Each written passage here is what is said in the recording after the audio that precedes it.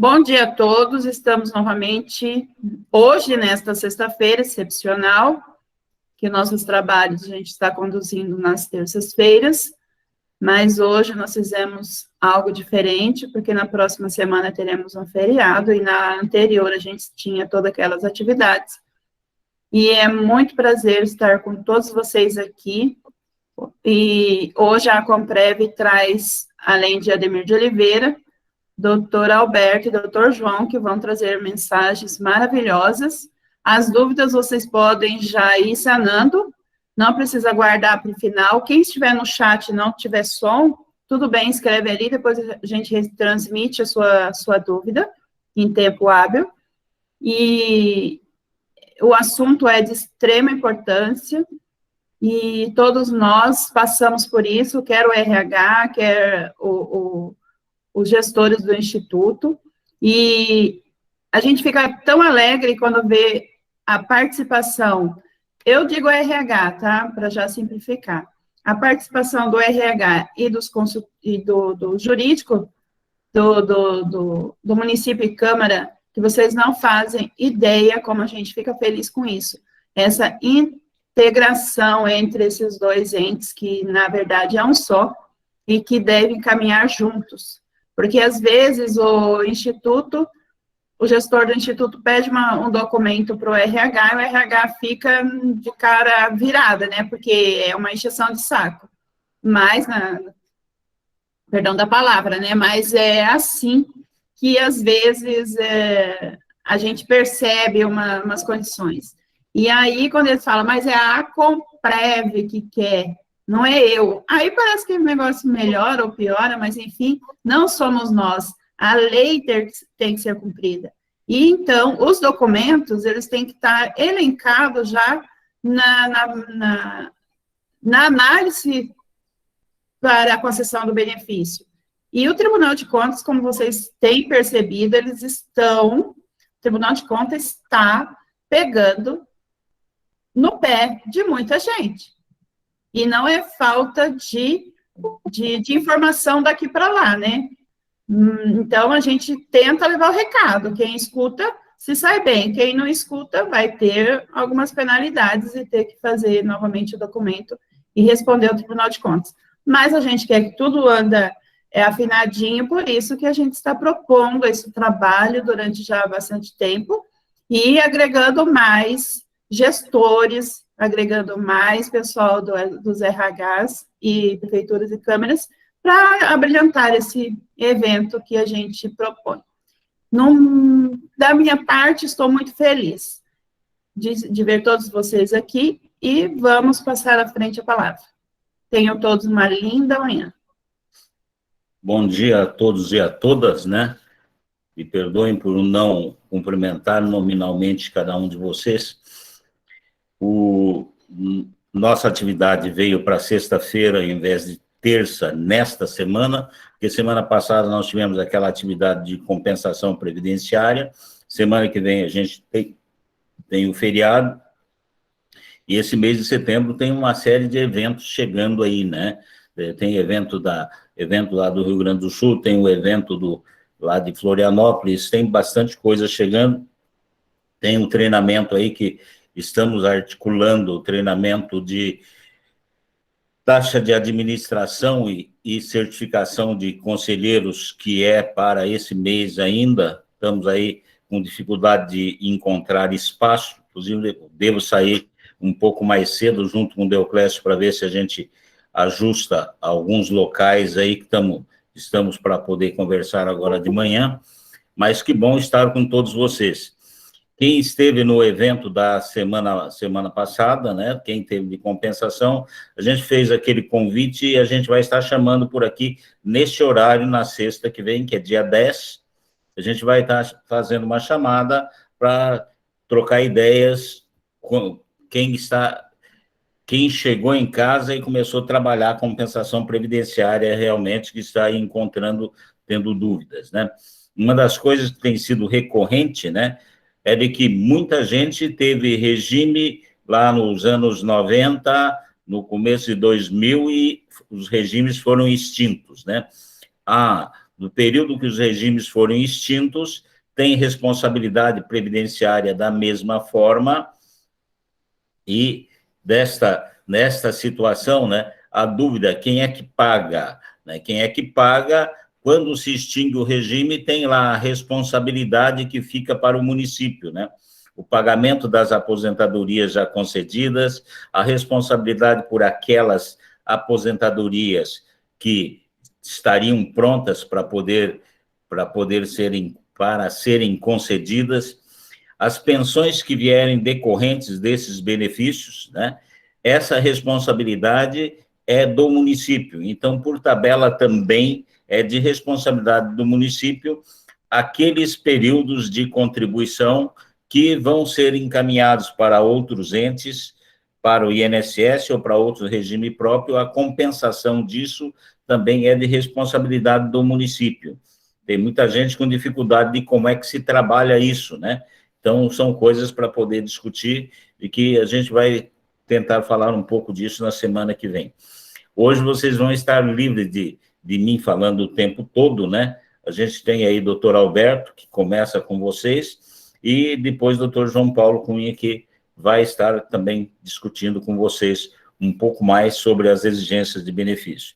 Interessante a gente observar alguns pontos que o tribunal, a nova equipe, a nova orientação interna do tribunal tem pegado muito firme nas análises.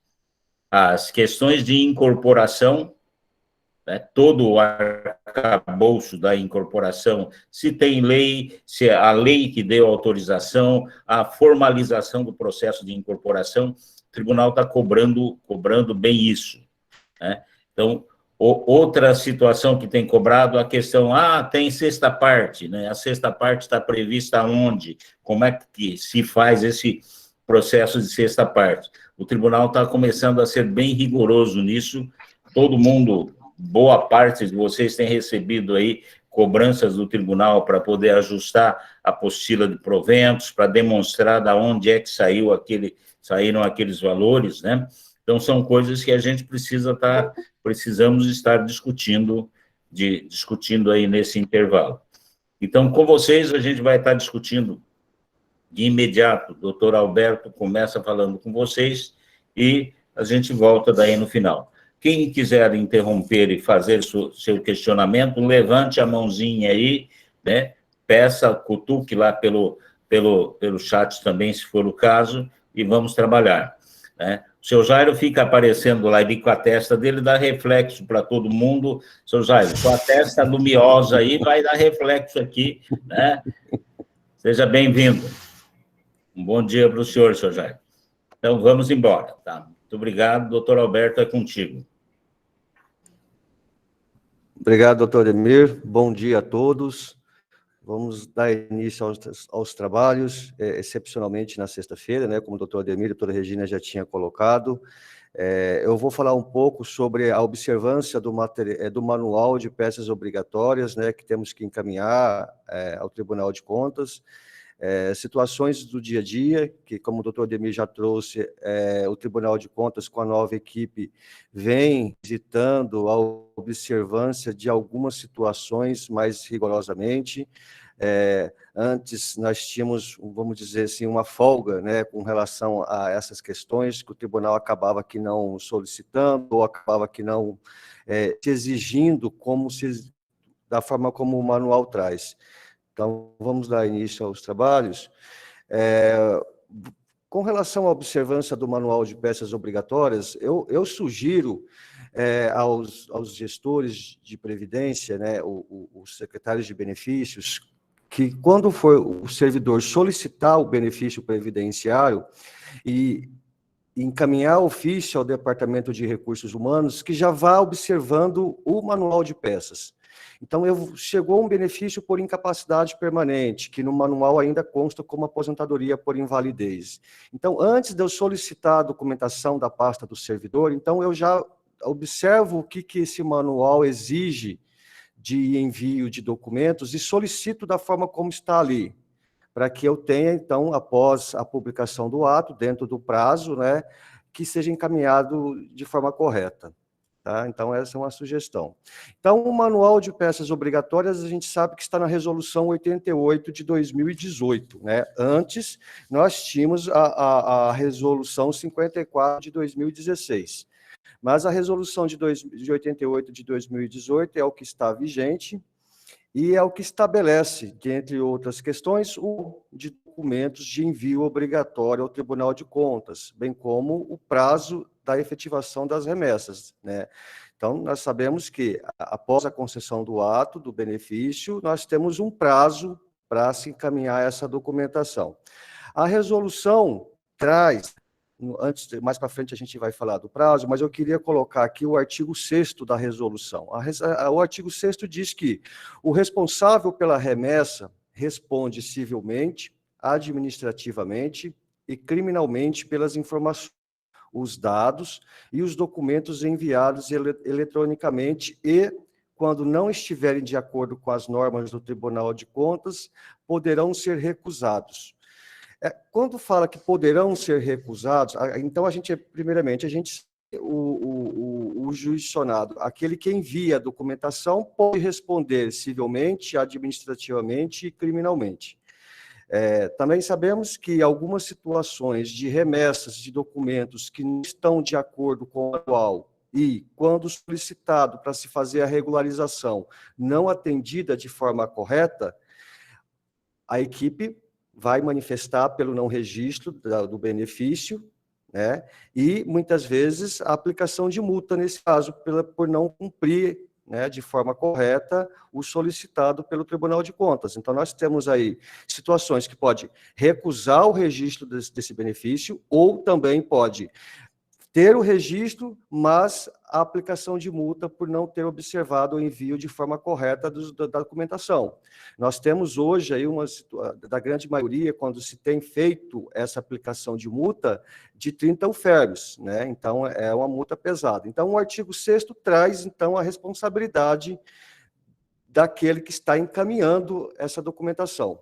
Tá? Então, a gente tem que saber que a pessoa que vai tem que ter uma responsabilidade de cumprir exatamente o que está se exigindo para que futuramente não tenha problemas. Tá?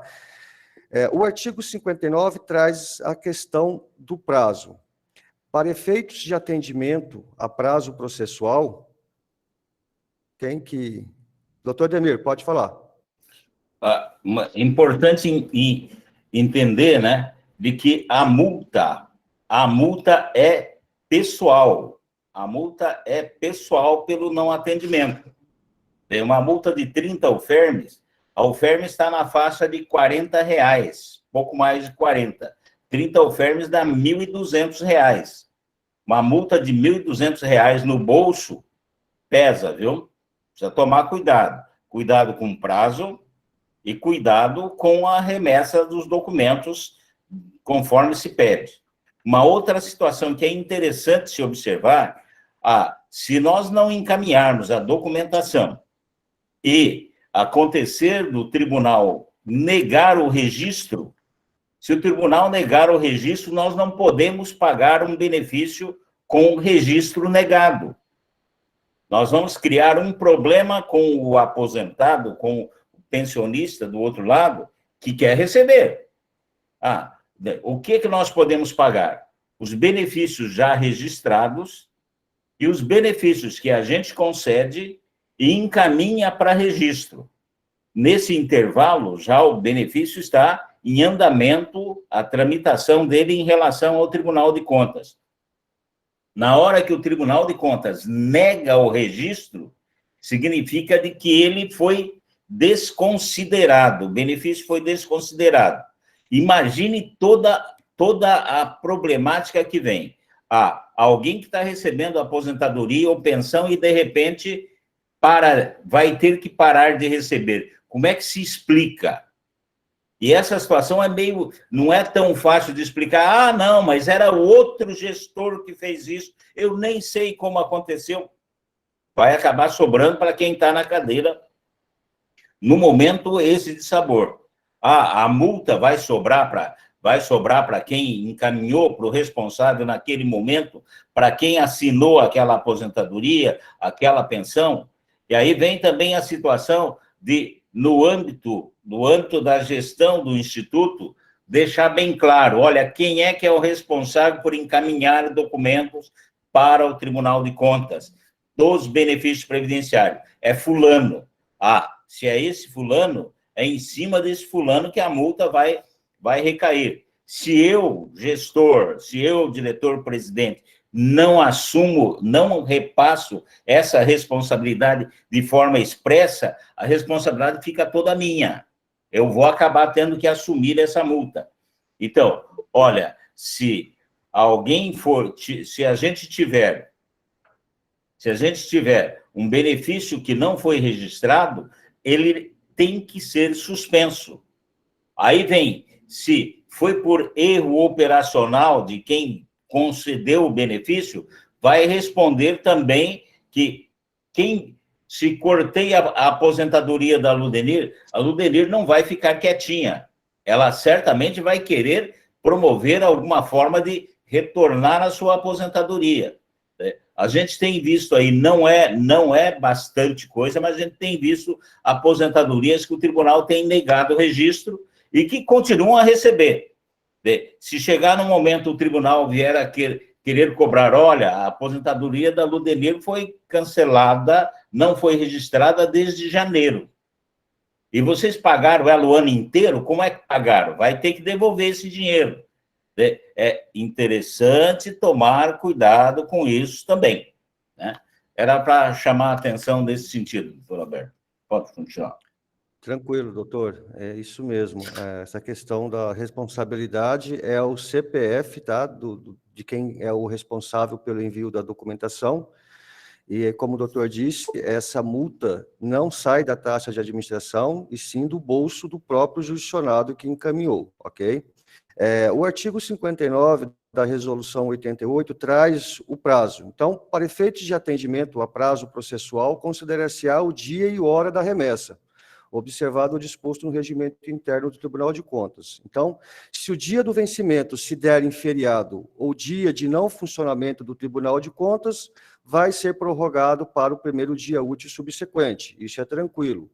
O segundo ponto, se o dia do vencimento se der em feriado local, o jurisdicionado deverá comprovar por meio de documentos inseridos na peça ofício de encaminhamento.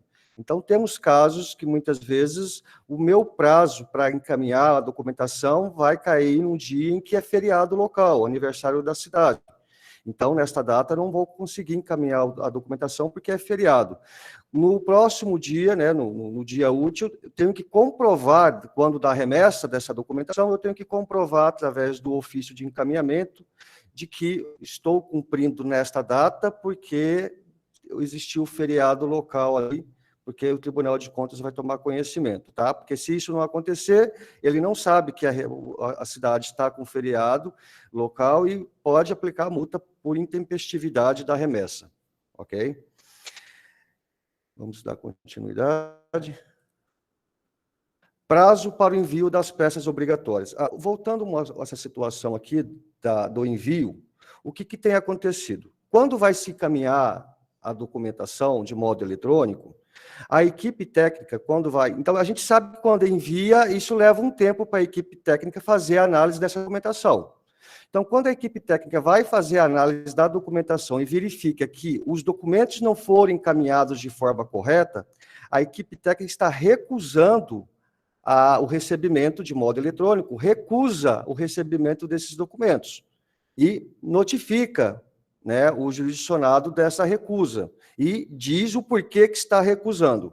Quando o jurisdicionado vai cumprir e encaminhar novamente, é como se estivesse encaminhando um novo processo, né, numa nova data, na verdade. Ele desconsidera o que foi encaminhado anteriormente porque foi recusado. Ele não considera essa situação para a contagem de prazo, ele vai considerar a remessa na segunda vez em que, depois de sanadas as irregularidades. Então, já aconteceu do tribunal aplicar a multa no instituto que encaminhou a documentação dentro do prazo. A equipe técnica levou 6 meses para analisar. Depois disso, recusou essa remessa, dizendo que a documentação não foi encaminhada. Na verdade, o documento foi, só que não estava assinado. O documento estava no campo da peça obrigatória, só que o servidor não tinha assinado a declaração de acúmulo e não acúmulo. O Tribunal de Contas, em vez de ter solicitado aí, né, encaminhado uma notificação para regularizar o prazo, regularizar a atuação dentro de um prazo, não. A equipe recusou o recebimento desse documento, recusou totalmente, e devolveu, dizendo da recusa.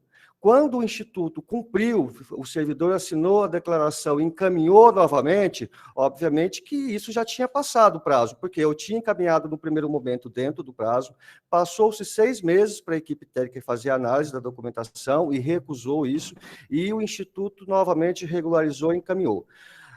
Quando foi fazer o registro dessa aposentadoria, a equipe técnica, junto com o Ministério Tribunal de Contas, manifestou, dizendo que estava intempestiva a remessa, porque se considerou a segunda remessa da documentação e foi aplicado multa.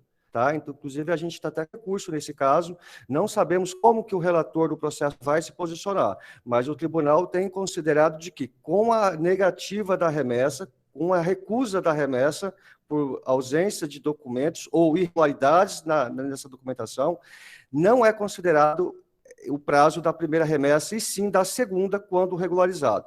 Ok? Isso já aconteceu, a gente precisa ficar precavidos com relação a isso, porque isso pode trazer problemas. Então, o prazo para o envio das peças obrigatórias, sabemos que são 35 dias úteis. Então, a gente desconsidera sábado, domingo e feriados, né? É claro que, como disse lá atrás, feriados locais, a gente tem que comprovar essa situação para o tribunal. Então, nós temos ali 35 dias úteis para se fazer o cumprimento da remessa das peças obrigatórias. Dentro da Resolução 88 de 2018, a questão dos benefícios previdenciários estão elencados no anexo 5. Então, nós temos as situações dos benefícios. A aposentadoria por invalidez, aqui ainda não está atualizado, né, porque hoje a gente sabe que é aposentadoria por incapacidade permanente. A aposentadoria especial, compulsória, voluntária, as voluntárias das regras de transição. Nós temos o caso de reversão de aposentadoria, né, servidor aposentado por incapacidade, que passa pela perícia anual e é constatado, então, ali a possibilidade de readaptação ou de retorno. A cassação de benefícios previdenciários, ali também elenca os documentos. A refixação de proventos, então temos casos em que foi concedido o benefício previdenciário para o segurado, ou a pensão para o dependente, é feita a apostila de proventos, só que nos casos das aposentadorias, depois verificou-se que esse servidor tinha um direito que o Departamento de Recursos Humanos não observou e acabou não atualizando essa situação do servidor. Ou ele também busca o requerimento também de certas incorporações que já fazia jus e não foi feito pelo ente municipal. Então, vai ter que fazer a refixação desses proventos. Então, isso também é considerado de manual, né, dentro do manual de peças obrigatórias, o envio ao Tribunal de Contas, tá ok? A pensão por morte e outras situações da questão militar, reserva remunerada. Ok? Então, é interessante que quando vai se fazer a concessão, a análise pelo Instituto, né, e a concessão de documentos para o Departamento de Recursos Humanos, o responsável de solicitar essa documentação, junto à Resolução 88, verifica junto ao anexo 5, de acordo com cada benefício, a documentação que se exige, porque fica mais fácil quando do envio, tá? Então, dos documentos obrigatórios. Dos documentos obrigatórios, o que tem trazido bastante dificuldade, e como o doutor Ademir elencou, que vem sendo solicitado pelo Tribunal de Contas, apresentando como irregularidades, dentro que vem mais caracterizado essa questão da apostila de proventos. O que acontece? Dentro do manual de peças obrigatórias, lá tem a situação da apostila de proventos, e essa redação que lá é posta. Então, dentro do manual de peças obrigatórias, exige-se a apostila de proventos, discriminando as parcelas financeiras pagas e que servem de base para o cálculo de benefício, identificando as que integram pelos seus percentuais, a metodologia do cálculo de cada uma, com a menção da legislação que a fundamenta e o seu pagamento, assim como a sua incorporação ao provento. E também mais abaixo, legislação que fundamenta a concessão das gratificações adicionais, que compõem o cálculo dos proventos. Então, essa apostila de proventos, ela precisa ser bem fundamentada com relação ao envio. As irregularidades que vêm apontada pelo Tribunal de Contas é de que esta apostila não tem a fundamentação legal de todas as parcelas pagas, bem como o envio das leis e atos referentes às suas concessões. Muitas vezes, o Instituto de Previdência, quando dá a confecção da apostila de proventos, ele só coloca, olha, vencimento base, tanto, adicional por tempo de serviço, tanto, ou sexta parte, tanto, ou alguma incorporação. Mas o que o tribunal... E isso sempre foi feito pelos institutos, né? A gente sabe que muitas vezes isso sempre foi feito, mas isso não foi exigido como está sendo exigido agora pelo Tribunal de Contas. Antes, quando se enviava uma apostila de proventos desta forma, vamos dizer, bem mais simples, né, sem toda essa fundamentação, o Tribunal de Contas acabava que por considerar, e não se exigia, então, não se apontava como uma forma de irregularidade a não discriminação da fundamentação e dos percentuais. Hoje não, com a nova equipe, né, e isso já vem se demonstrando com mais força agora, com essa nova equipe, exigir que a apostila de proventos, quando da concessão do benefício, tenha que ter a discriminação de todas as parcelas.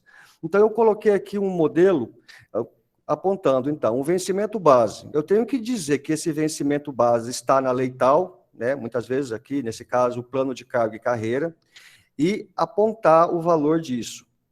O adicional por tempo de serviço, eu tenho que discriminar o percentual desse adicional. Muitas vezes a gente tem que adivinhar que porcentagem que está colocando aquele valor. Adicional de tempo de serviço, R$350. Aí a gente tem que ter a discriminação do percentual, informar o artigo que está concedendo esse adicional de tempo de serviço e qual é a lei.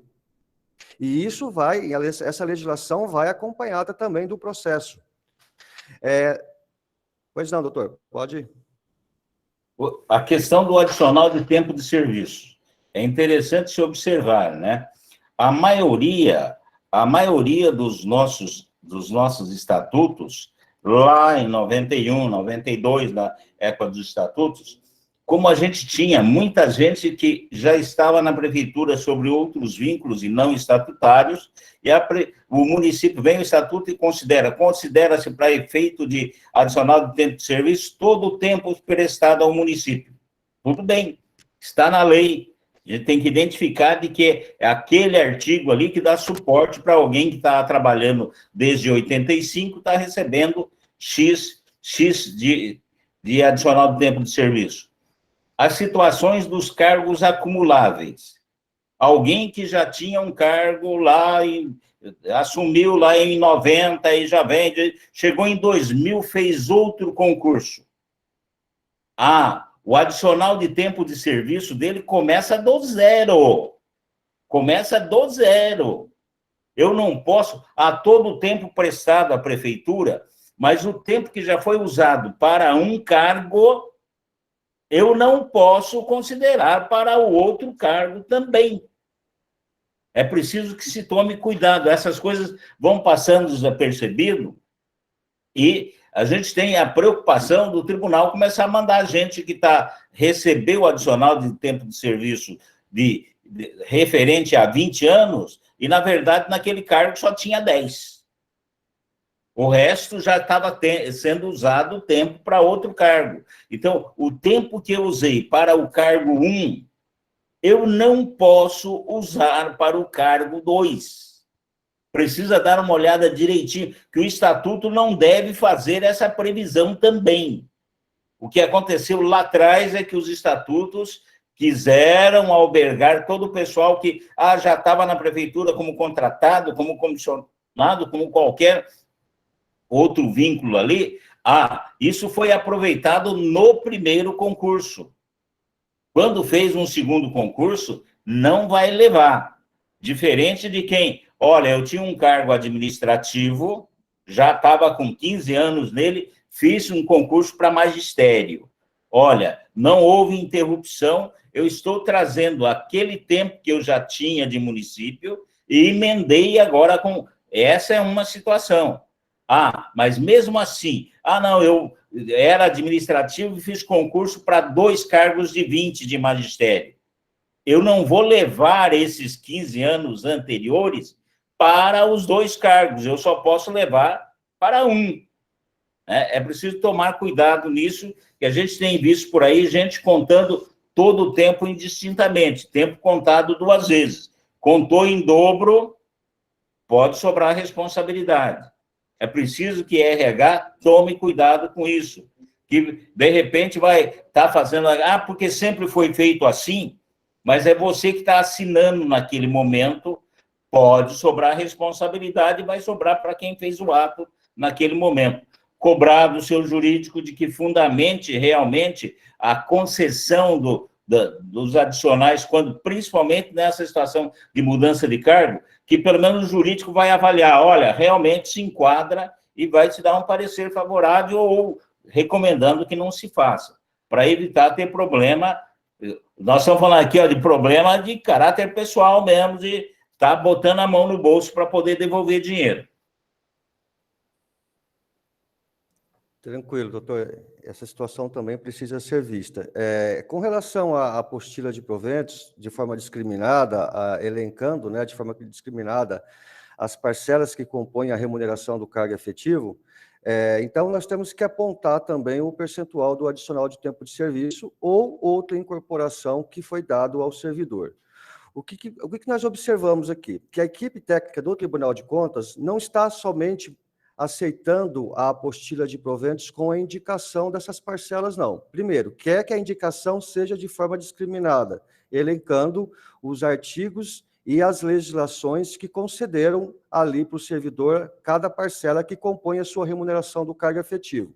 Segundo, o Tribunal de Contas quer também que sejam encaminhados esses atos. Eu concedi uma incorporação para o servidor, tem ali a incorporação e solicitou o holerite desse servidor, está ali no holerite do servidor, então, na hora que eu vou fazer a apostila de proventos, vou levar em consideração essa incorporação. Mas também tem que solicitar do Departamento de Recursos Humanos, olha, eu preciso do ato que incorporou essa parcela para o servidor. Então, solicitar, quando do envio da documentação e quando o departamento encaminha para o Instituto essa documentação, primeira coisa, holerite, olha, aqui tem uma sexta parte. Então, solicitar do Departamento de Recursos Humanos o ato de concessão dessa sexta parte. Tem uma incorporação aqui que foi dada para esse servidor, de um X valor. Então vamos solicitar o ato de concessão desta incorporação, porque é isso que o tribunal está solicitando, tá? A Cristiane de Aparecida do Taboado coloca que nessas situações de concessão de adicional, o ideal é que o RH monte um processo administrativo para concessão de adicional, tempo de serviço e outros. Exatamente. Precisa do processo administrativo para concessão dessas parcelas, ok? E esse processo administrativo tem que ficar disponível para o Instituto de Previdência, porque o que acontece?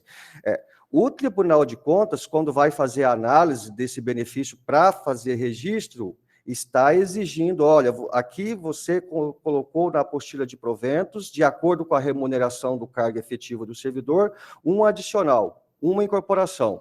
Está sendo pago, então eu quero que você também me encaminhe qual é a legislação que concedeu isso ao servidor e também o ato referente à sua concessão. Então, muitas vezes, vai ter que solicitar o processo, porque o Tribunal de Contas está já apontando isso como irregularidades da análise da aposentadoria. Tá? Então, isso precisa, a gente já começar a observar essas situações, porque muitas vezes começa, encaminhei sem observar o manual. Chegou lá, levou um tempo, fez a análise e irregularidade. Ou, muitas vezes, não recebimento da remessa. E aí, isso pode trazer, depois, para o gestor, a aplicação de multa. Então, para se evitar isso, é interessante que, quando do recebimento desse benefício previdenciário, já solicitado ao Departamento de Recursos Humanos, tá? O Departamento de Recursos Humanos, na verdade, tem que trabalhar em conjunto com o Instituto de Previdência, como a doutora Regina falou, muitas vezes a gente solicita um documento e aí fala, olha, a Comprev exige coisa que não existe, ou a Comprev coisas demais. Gente, não é isso, é porque realmente a gente que vivencia isso, né, com notificações do Tribunal de Contas, a gente tem visto que o Tribunal de Contas tem solicitado cada vez mais situações que antes não eram exigidas, que estava previsto no Manual de Peças Obrigatórias, mas não tinha, né, essa exigência mais firme do Tribunal de Contas. Hoje está se fazendo isso, ainda mais com a nova equipe, tá? A Cristiane de Aparecida de Taboado também coloca que o Instituto terá que verificar se os proventos estão corretos, caso observe que está errado o valor e o cálculo, como deverá proceder. Então, assim, quando o Instituto fazer a análise para a concessão dessa aposentadoria, o Instituto, ele precisa da documentação. Então, são situações que eu preciso verificar. Eu vou conceder uma aposentadoria pela regra do artigo 6º da emenda 41 de 2003. A fixação desses proventos é pela integralidade. Então, eu vou verificar, dentro da remuneração do cargo efetivo do servidor, quais são as parcelas que compõem a base de contribuição previdenciária. Então, verifiquei. Compõe a base de contribuição previdenciária, uma incorporação. Ok. Essa incorporação, quando veio o processo para análise e concessão da aposentadoria, essa incorporação está elencado na ficha funcional do servidor? Tem a portaria que concedeu essa incorporação? Muitas vezes solicitar outros documentos que comprove também. Tem portaria, está elencado na ficha funcional, tem todo o ato administrativo. Tá, mas tem a legislação? Qual foi a legislação que deu direito à incorporação? Eu não tenho a legislação aqui, então eu vou solicitar do Departamento de Recursos Humanos, ou até diretamente para o jurídico, que encaminhe, que indique qual foi a legislação que concedeu, e muitas vezes até solicitado do jurídico, da prefeitura, olha, eu quero que você me encaminhe o processo, eu quero que você me encaminhe o parecer que você deferiu a incorporação, para que me dê base, que dê sustentação à fixação do meu provento de aposentadoria para esse servidor. Porque muitas vezes, simplesmente o fato de estar elencado isso no Olerite e encaminhar para o Tribunal de Contas, a gente sabe que não está mais servindo. O Tribunal de Contas quer que seja encaminhado também esses atos, ok? Então, com relação à apostila de proventos, nós temos que indicar, então, cada parcela e elencar também qual é a legislação que concedeu, de acordo também com a fixação do percentual, verificar se essas parcelas que compõem a remuneração estão ali também junto com o envio da documentação, os atos referentes a essas parcelas que compõem a remuneração do cargo do servidor. Por quê? A gente sabe que não é somente um instituto, agora são vários institutos que estão recebendo, tá, notificação para a regularização. E aqueles que ainda não receberam, pode ser que recebam para fazer, tá, a regularização, porque a gente sabe que lá atrás a apostila de proventos era só colocado de forma sucinta a cada parcela o seu valor, mas não tinha de forma detalhada essa situação como agora vem exigindo o Tribunal de Contas, ok? Então vamos continuar. Tá, outras irregularidades. Não, tá. Olerite do servidor, é aqui, que já pulou uma. Olerite do servidor. Doutora Cristiane ergueu a mão novamente. Oi, doutor. Oi, Cris. Pois não. O Bom microfone dia. está desligado. Isso. Bom dia. Eu fiquei com uma dúvida agora, igual a doutora Ademir comentou. Essa questão dos adicionais. Se nós verificarmos que na hora que o RH informou, ele mencionou a legislação, mandou o processo, tudo certinho. Só que se nós verificarmos que o valor que está no Olerite lá estiver errado, qual que vai ser a atribuição? Eu vou ficar quieto ou vou falar, RH, não é 25%, é 30%? Essas questões de incorporações de funções, tem hora que o Instituto pode ter um entendimento e a Prefeitura ter outro. E como que a gente vai lidar nessa situação? Que exigir o processo e montar ali, isso aí tranquilo. Agora, se a gente verificar que houve um equívoco, houve um erro do RH, como que eu vou falar isso lá ou vou deixar por isso mesmo? Isso que é a minha dúvida. Ok. Doutor Ademir, eu vou falar e qualquer coisa o senhor... Pode falar. A situação, o que acontece? É preciso que a gente entenda, nós temos situações que são de responsabilidade da gestão de pessoal, então do RH do próprio município, né? E coisas que são da unidade gestora, que são previdenciárias. Para a previdência, eu vou ter a remuneração que o servidor está tendo, a informação. Essa informação vem do RH. Então, se tem incorporação, se tem anuênio, se tem sexta parte, toda essa situação aconteceu na vida ativa do servidor. É preciso que a gente entenda de que no serviço público, eu sempre digo, as coisas precisam ser materializadas, precisam ser transformadas em papel. Olha, primeiro, o que acontece? Um adicional do tempo de serviço. O adicional do tempo de serviço diz que automaticamente se incorpora na remuneração do servidor. Mas no momento propício que for se fazer, é preciso que o RH faça um ato, independente dele ter que requerer ou estar dispensado de requerer, o RH faça um ato para se saber exatamente quando é que começou o direito daquilo. Então, pode ser um despacho só lá do RH, pode ser a portaria que concede,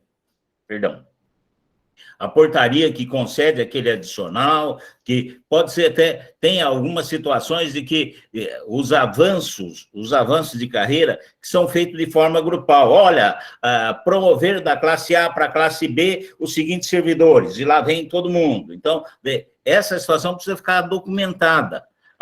Foi feita uma promoção em grupo que foi 10 servidores de uma vez só. Eu tenho que ter cópia daquele ato, em cada pasta de cada um dos 10 servidores. Essa situação eu preciso ter. Se a gente percebe que alguma coisa está em desacordo, a gente vai levar conhecimento do RH. Situações que o RH tinha que fazer, que o RH fez. Então, quem pode refazer, quem pode esclarecer, é o próprio RH. Essa informação o RH precisa prestar para a gente. Se devia contar 10 anuênios, estão contando 15, quem vai verificar se é realmente 10 ou é 15 é o RH. O que a gente pode fazer é provocar o RH, não estou dizendo chegar lá e querer xingar o povo, não, questionar o RH por escrito. Olha, se percebe que o adicional do tempo de serviço aqui pode estar equivocado. Solicitamos confirmar. O RH vai examinar o procedimento e, de repente, vai nos dar uma resposta. Não, o adicional do tempo de serviço está correto dessa forma, por isso. Está resolvido. Então, essas situações que são de gestão de pessoal, Previdência não tem poder, não tem competência para interferir nesse processo, para mudar esse processo. Olha, foi feita a incorporação, Previdência não vai poder dizer, não tinha direito à incorporação. Quando muito, Previdência vai solicitar do RH, do Recursos Humanos, do departamento responsável pela gestão de pessoal, olha, o procedimento que foi feito para essa incorporação. Que, normalmente, nesse procedimento vai ter lá o pedido, a análise, o parecer jurídico e o ato que concedeu aquilo. Então, no serviço público, é trabalheira? Mas é assim que se diz, você tem que materializar as coisas.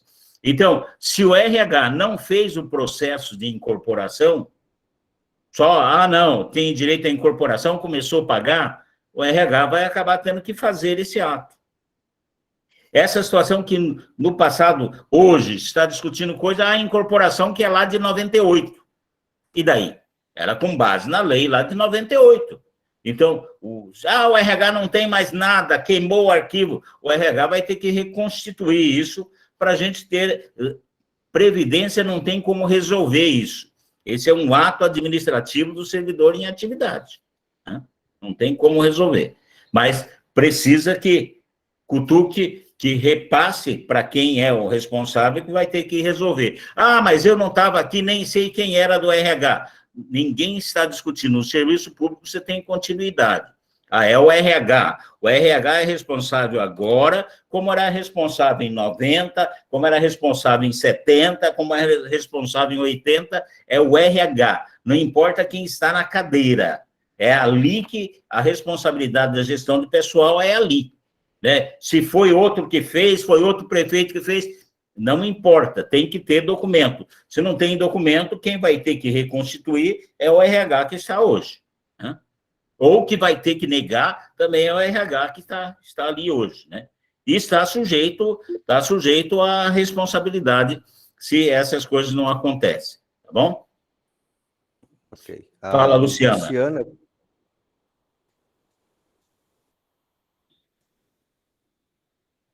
Luciana, está com... desligado. Tem que abrir o microfone que está fechado o teu microfone.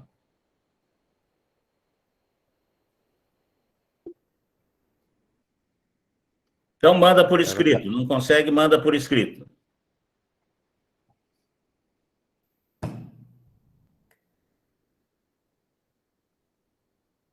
Tá, eu vou continuar, e aí, quando tiver a pergunta dela, eu coloco aqui. Então, essa situação que o doutor Ademir... Cristiane, foi respondida a questão, a situação? Está tudo ok?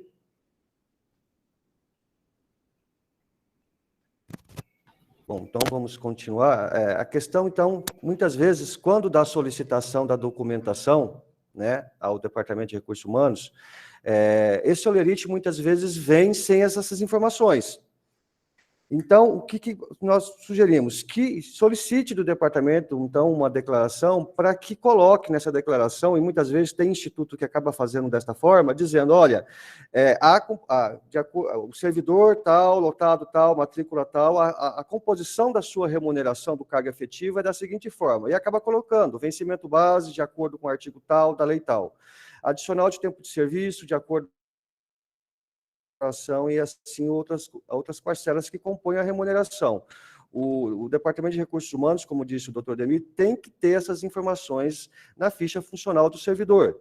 Tem que ter ali todo esse ato de concessão, até porque, muitas vezes, o tribunal solicitando isso tem que ser encaminhado. Né? Não tem, vai ter que fazer, vai ter que reconstituir toda essa situação para que seja, então, aí encaminhado ao Tribunal de Contas para regularizar a situação. Porque quando se encaminha de forma que não supre essa irregularidade do Tribunal de Contas, a equipe técnica acaba colocando, olha, foi dado prazo, foi encaminhada a documentação, mas não supriu essa irregularidade. Permanece como pendente essa irregularidade, e isso acaba, então, trazendo para eles a sugestão de não registro do benefício. Então, como o doutor Ademir já trouxe aqui, o que a gente tem que observar? Foi concedido o benefício para o servidor. Ele já vem recebendo esse benefício por um certo período de tempo, porque nós sabemos que a análise do Tribunal de Contas leva tempo. E chegando ao final, o Tribunal de Contas manifestando pelo não registro, por ausência de documentos, isso pode trazer, além, né, do servidor buscar aí uma demanda judicial, trazer também para o Instituto, na via judicial, danos morais, né? Trazer também para o Instituto danos materiais. Isso pode ser caracterizado, por quê? Porque a gente sabe que são situações que deveriam, que acaba sendo de responsabilidade do Instituto trazer essa documentação, regularizar essa situação, para que o Tribunal de Contas faça o registro do benefício. E se isso não acontecer, mesmo sabendo que o servidor preenche todos os requisitos para se conceder o benefício, se não fazer o registro por ausência de documentos, que são peças obrigatórias, isso pode trazer consequências para o Instituto de Previdência. Então, é interessante que o Instituto, junto com o Departamento de Recursos Humanos, trabalhem conjuntamente para que não tenha problema lá na frente, ok? Então, a questão do holerite, tendo a ausência dessas informações, simplesmente solicita do departamento, olha, emite uma declaração informando o que compõe e me traz também a legislação, né, e também, se necessário, todo o ato de concessão, porque sabemos que o tribunal pode sim solicitar, ok? Então, vamos continuar aqui. Então, nós temos também outras irregularidades que têm surgido aqui com o Tribunal de Contas, que está aí solicitando, através de notificação, concedendo prazo de 20 dias úteis para que seja regularizado. Não demonstração da contribuição previdenciária do período averbado. Muitas vezes, a administração pública acaba, o servidor traz a certidão, e essa certidão não tem ali a relação das remunerações. Precisa da relação das remunerações, porque na hora que for fazer a averbação desse período que o servidor trouxe, o Tribunal de Contas está solicitando, através de notificação, que supre essa irregularidade, não demonstração de contribuição previdenciária do período averbado.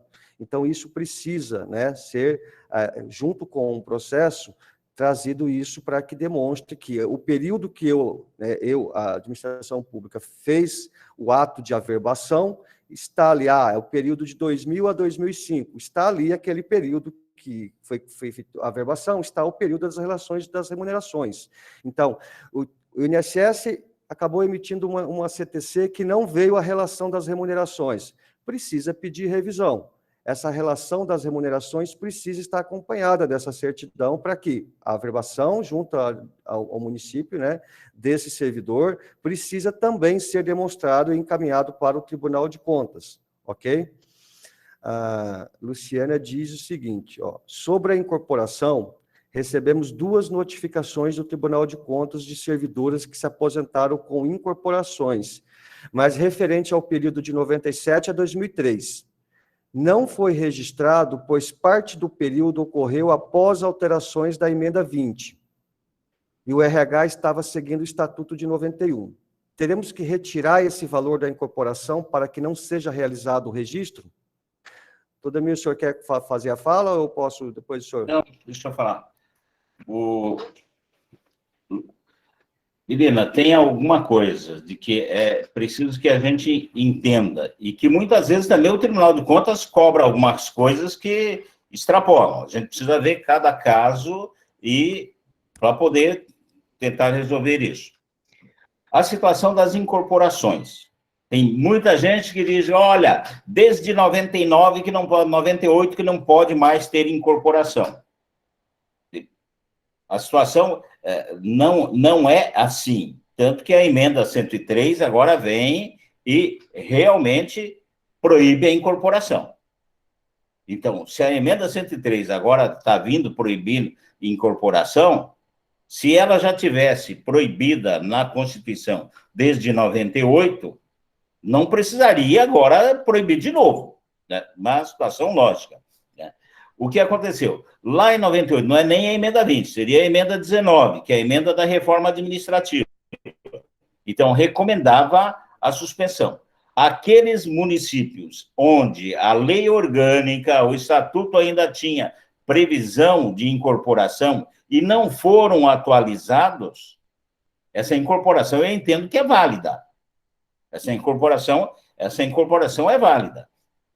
Precisaria verificar cada caso e, se for a situação, realmente poder discutir judicialmente.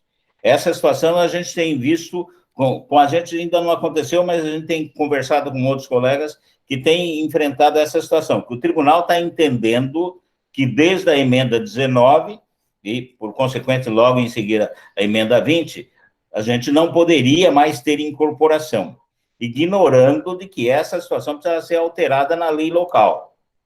Então, é preciso que se discuta isso.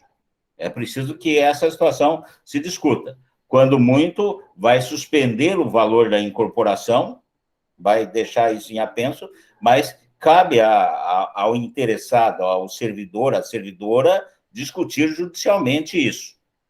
Eu acho que essa situação, não, se ainda tinha previsão na nossa legislação, ela vai ser reconsiderada, vai ser mantida, né? De que não existe na emenda 20 qualquer limitação, ela não pode incorporar, né? A emenda 20 traz lá para a gente aquela situação de que o parágrafo 2º do artigo 40, nenhum benefício pode ser além da remuneração no cargo efetivo. Só que aí depois você tem as legislações que vêm depois. Se você pega a orientação normativa número 2, ali no artigo 2º dela, ela traz lá, eu não me lembro se é no 7º ou 8º ali, ela traz Entende-se como remuneração do cargo efetivo as parcelas originais do cargo, aquelas parcelas incorporadas permanentemente na remuneração do servidor. Então, essas situações precisam ser levadas à discussão. Não dá simplesmente para nega tudo e fica por isso mesmo. Não. Mas aí, essa situação cabe ao servidor que se vê prejudicado poder discutir essa situação. Tá bom? Emenda 20 não pode ultrapassar o valor da remuneração do servidor no cargo efetivo. Aí, o que eu tinha dito aqui para você, Luciano, você verifica a orientação normativa número 2, que é lá, acho que no artigo 2º dela, eu não me lembro se é o 7º ou o 8º, que dá lá qual é a interpretação de remuneração no cargo efetivo. E as pessoas, às vezes, não passam batido sem entender, olha, de que a legislação previdenciária, por outorga da 9.717, o antigo Ministério da Previdência, a Secretaria de Previdência, né, tem essa competência para poder discutir e estar colocando, né, trazendo normas que têm poder de lei, né? Então, é o nono o que eu estava dizendo aqui é o nono do artigo 2º da orientação normativa número 2, que dá lá, tem a seguinte redação: remuneração do cargo efetivo é o valor constituído pelos vencimentos, pelas vantagens pecuniárias permanentes do cargo estabelecida em lei de cada ente, acrescidos adicionais de caráter individual e das vantagens pessoais permanentes. Então, essa situação não é simplesmente essa situação de que, olha, a emenda 20 diz que não pode. Não é assim, não é isso só, não. O pessoal não estão lendo. Tá aí no texto, o texto que eu estou te dizendo. Ó. Remuneração do cargo efetivo. A emenda constitucional, a emenda 20, diz que não pode ser superior à remuneração do cargo efetivo. Mas o que se considera remuneração de cargo efetivo? O valor dos vencimentos, as vantagens pecuniárias permanentes, no respectivo cargo, estabelecidos em lei, acrescidos adicionais de caráter individual. Então, está aí bem claro. É em cima disso aqui que se vai fazer a defesa. Tá? Alberto, pode seguir contigo. Oi, tudo bem? Estão me vendo? Tivemos um problema aqui. Oi, vocês estão me ouvindo? Sim, tranquilo. Estamos bem. Alto e claro. Ok. Aqui, tranquilo. Aqui nós tivemos um probleminha aqui, acabou caindo a conexão, o doutor João está tentando voltar aqui. Então, nós temos aí essa situação também, né, das outras irregularidades, e aí a questão do período averbado tem que ser comprovado através da demonstração da remuneração e contribuições.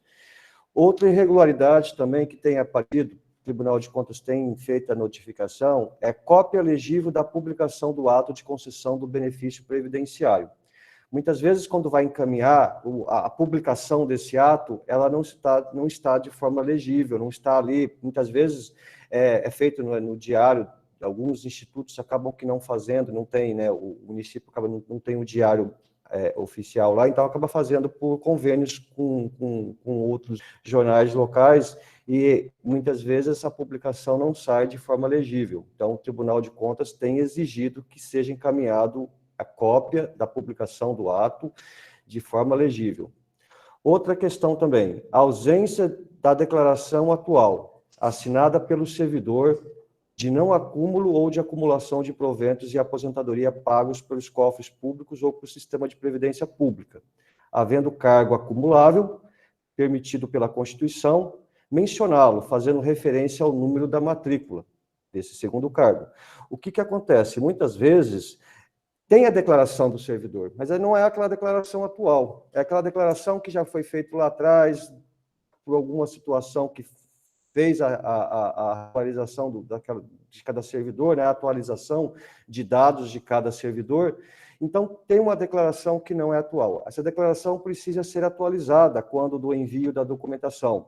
Tem uma declaração que é lá de 2008, é de 2005. Não, então eu vou proceder com uma nova declaração, Instituto de Previdência, solicitar isso do Departamento de Recursos Humanos para que faça a atualização desta declaração, indicando ali, né, se for desse servidor que exerce cargo acumulável, indicando da existência desse cargo acumulado e indicando também referência do número da matrícula desse segundo cargo. Tá? Isso tem sido solicitado pelo Tribunal de Contas.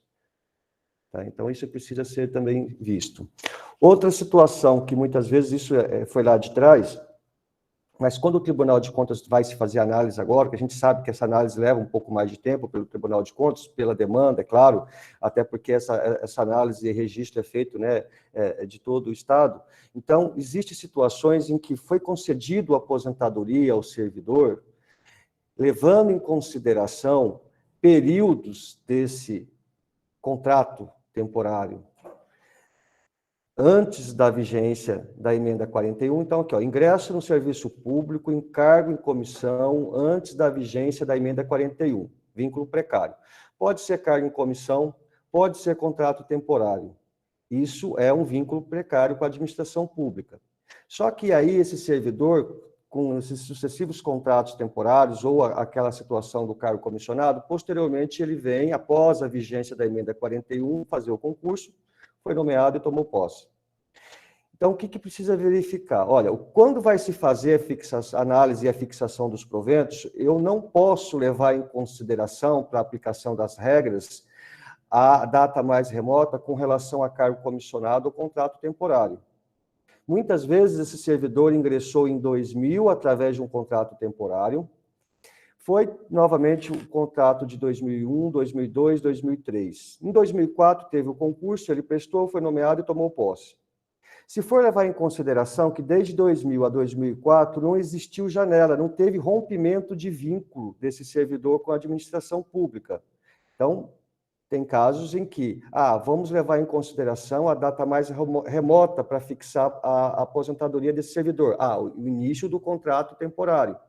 Só que o Tribunal de Contas já se manifestou dizendo que não, que contrato temporário e cargo de comissão é vínculo precário. Para fins de concessão de aposentadoria das regras, né, eu tenho que considerar aí o vínculo estatutário desse servidor, que é com a posse, entendeu? Então, pode ter casos de institutos que, em situações anteriores, né, muitas vezes porque até o tribunal não tinha essa exigência de observar essa situação e começar a apontar como irregular. Hoje o tribunal está fazendo, está pegando esses processos lá atrás, que muitas vezes foi considerado a data mais remota, mas o vínculo do servidor com a administração pública era um vínculo precário. Então, o que vai ser considerado, então, é a situação pelo vínculo estatutário. Nós temos um caso aqui que o Tribunal de Contas já se posicionou. Então, aqui, ó, decido pelo não registro da concessão de aposentadoria voluntária por tempo de contribuição com proventos integrais. Recomendamos ao atual responsável pelo órgão, com fluxo no artigo 172, inciso 4, a linha B do regimento interno do Tribunal de Contas, para que adote as medidas a fim de não incorrer nas mesmas impropriedades. Esse servidor teve que retornar para o cargo, para a atividade. Ele teve que retornar para poder fechar o tempo dele. Foi concedido, levando em consideração a data mais remota, ficou um período recebendo a aposentadoria. O Tribunal de Contas se manifestou dizendo, olha, não se considera a data mais remota porque era um vínculo precário. Foi feito, né, a apresentação dos esclarecimentos dessas irregularidades, dizendo, olha, não existiu janela, não houve rompimento do vínculo, o Tribunal de Contas disse que não, e manifestou pelo não registro, e esse servidor teve que retornar à atividade, tá? Até então, nesse caso aqui, ele até coloca que verificou junto à folha de pagamento do município, e de fato esse servidor consta na folha de pagamento que demonstra que ele retornou à sua atividade para que feche o cumprimento dos requisitos para fazer jus à aposentadoria. Então, aqui foi pelo não registro, tá? Essa irregularidade tem casos que institutos pode ter que vai passar por isso, ok? Pois não, doutor?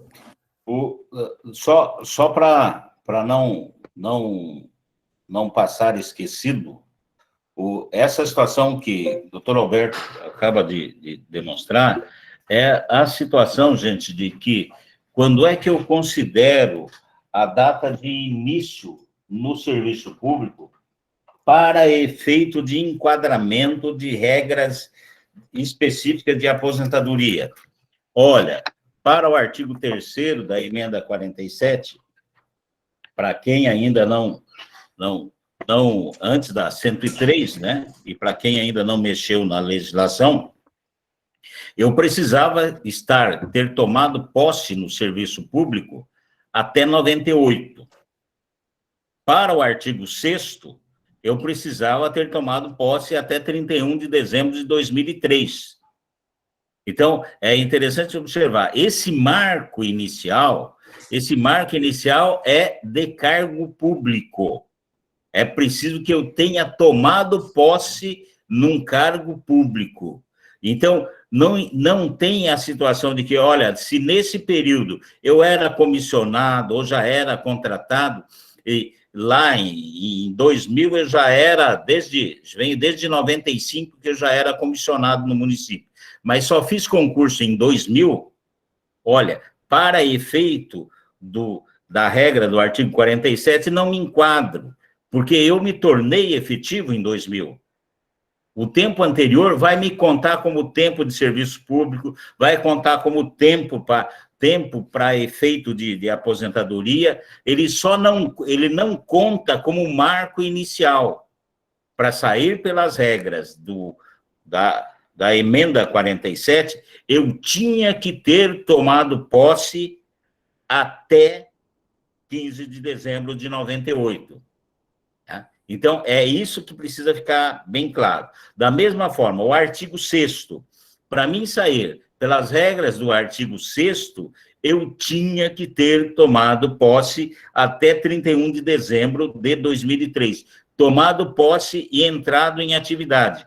A gente teve uma situação de uma professora que ela foi nomeada no dia 19 de dezembro de 2003, mas como é magistério, só entrou em exercício em fevereiro.